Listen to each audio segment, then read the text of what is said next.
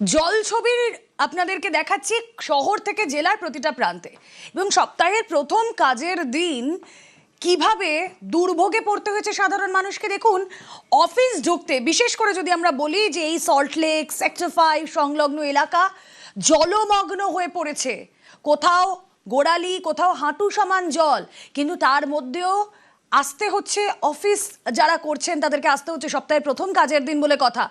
জল ছবি আপনাদেরকে দেখাবো, সল্টলেক সহ জেলার বিভিন্ন প্রান্তে নজর রাখবো। Over to you Atanu. Rumela, studio পর্যন্ত ব্যাপারটা ঠিক ছিল, কিন্তু স্টুডিও থেকে যদি রাস্তায় আমরা নামি তাহলে আমরা দেখতে পারবো যে আজ মানুষ কিভাবে অফিসে যাচ্ছে।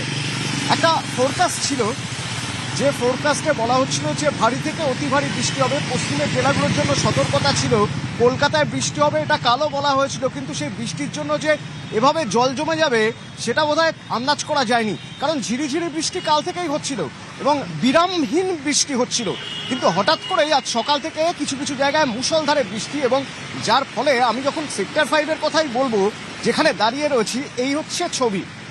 পুরো সেক্টর 5 উইপ্রো থেকে একটু একটু কিছুটা হলেও জল, এরপর কলেজ মোড় থেকে যদি পুরো লেক পর্যন্ত যেতে হয় তাহলে এই পুরো রাস্তাটাই, অর্থাৎ management institute of engineering and management বা যারা ছাত্ররা রয়েছেন, পড়ুয়ারা রয়েছেন, তারা আসবেন, তাদের সঙ্গে যারা অফিসে যাচ্ছেন তারা আসবেন, পুরো রাস্তাটাই জলে জল। এই পুরো রাস্তা থেকে জল হয়তো নামতে বেশ কিছুটা সময় লেগে যাবে। সপ্তাহের প্রথম দিন এই ছিল সেক্টর 5-এর ছবি।